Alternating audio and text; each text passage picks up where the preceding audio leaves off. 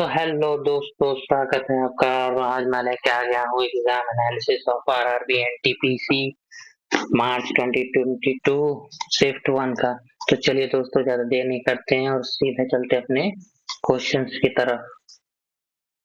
तो उससे पहला क्वेश्चन जो है हमारा, चलिए शुरू करते हैं। सबसे पहला क्वेश्चन हमारा पूछा है ए एस सी डबल आई में सी का क्या अर्थ है। सी जो है वो उसका यहाँ पर क्या काम है। तो बस एक मिनट दोस्तों, मैं पेन ले लेता हूँ। हम्म हम्म तो यहाँ पर सी मतलब होता है कोड। अब अगर एक्सप्लेनेशन के बारे में देख लिया जाए तो एक्सप्लेनेशन क्या है कि ASCII का पूरा नाम है American standard code for information interchange, जहाँ पे सी का मतलब कोड होता है। अब यहाँ पर अगर हम बात करें तो ASCII में 128 कैरेक्टर होते हैं और एक्सटेंडेड होने पे जस्ट डबल कर देंगे 256 हो जाते हैं। अगला क्वेश्चन जो है दोस्तों पूछा गया था कि सुप्रीम कोर्ट के मूल अधिकार क्षेत्र में कौन सा अनुच्छेद परिभाषित है।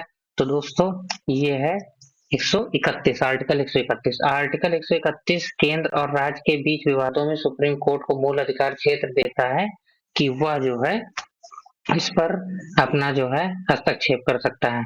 आर्टिकल 32 जो है वो फंडामेंटल राइट और आर्टिकल 226 जो है वो हाई कोर्ट की पावर, ठीक है, वो बताता है।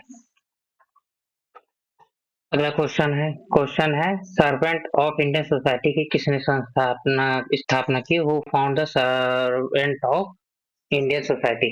तो ये किसने की थी? तो option number C Gokhale. Gokhale का पूरा नाम है गोपाल कृष्ण गोखले। इन्होंने जो है इसकी स्थापना की थी। और आपको याद रखना चाहिए कि महात्मा गांधी के ये पॉलिटिकल गुरु भी थे, ठीक है, ये याद रखना। अब चलते हैं अगले क्वेश्चन की तरफ। हम्म,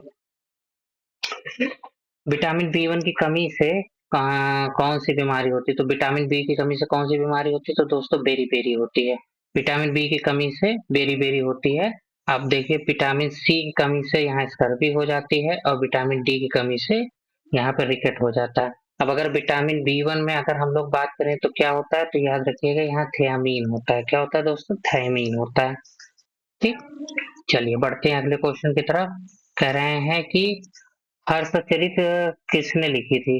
क्या लेखक कौन था? तो इसको किसने लिखा था दोस्तों? बाण भट्ट ने लिखा था। बाण भट्ट ने जो है हर्षचरित लिखी थी। बाण भट्ट जो है वो हर्ष, जो राजा हर्षवर्धन थे उनके राज कवि थे।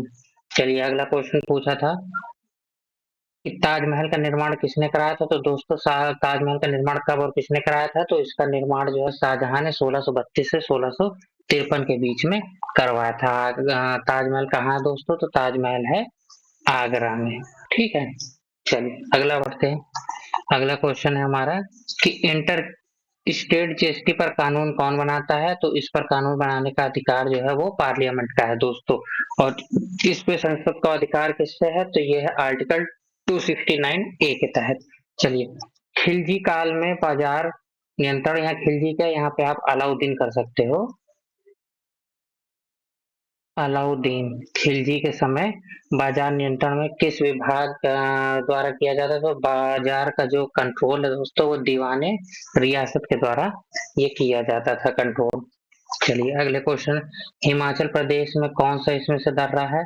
तो यहाँ पर दो देखा जाए दोस्तों, रोहतांग और सिपकिला, ये दोनों ही दर्रे यहाँ पाए जाते हैं। देख लीजिएगा आज क्वेश्चन में इनमें से कौन सा ऑप्शन दिया था।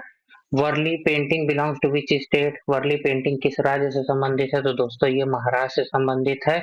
और अगर हम इसी बात करें तो वर्ली पेंटिंग जो है एक ये महाराष्ट्र की जनजातीय कला है। चलिए एक क्वेश्चन साइंस से जो है ये पता चला है कि त्वरण का SI मात्रक पूछा गया। तो त्वरण का SI मात्रक होता है मीटर पर सेकंड। और इसका फॉर्मूला जो होता है दोस्तों वो होता है rate of change of velocity upon में जो भी चेंज इन टाइम, ठीक है दोस्तों। इससे हम एक्सेलरेशन निकाल सकते हैं। एक क्वेश्चन पूछा था कि control plus shift plus ESC दबाने से क्या होगा। तो दोस्तों इससे टास्क मैनेजर जो है वो खुल जाता है। अगला क्वेश्चन है कि हाल ही में पाकिस्तान ने अफगानिस्तान के किस एयरबेस पे एयर स्ट्राइक करी थी दोस्तों? तो ये करी थी बगराम में, ऑप्शन नंबर ए में जो है आंसर होगा इसका। थर्मल पॉल्यूशन का मुख्य कारण क्या है दोस्तों? तो यहाँ पर option number be hot industrial water जो है इसका एक मुख्य कारण है। चलिए अगला क्वेश्चन पूछ रहे हैं कि FY 2026 में भारत की CPI इन्फ्लेमेशन रेट कितनी है दोस्तों? तो ये ऑप्शन नंबर बी 4 से 5% जो है इसका इन्फ्लेशन है। तो दोस्तों ये जो क्वेश्चन थे जो आज फर्स्ट शिफ्ट में पूछे गए थे, अब इसके बाद चलते हैं दोस्तों, और अगले शिफ्ट का जो है जैसे ही मुझे क्वेश्चन मिलेंगे मैं आपके पास जो है फिर से एक एग्जाम एनालिसिस लेके आऊंगा। तब तक के लिए गुड बाय दोस्तों।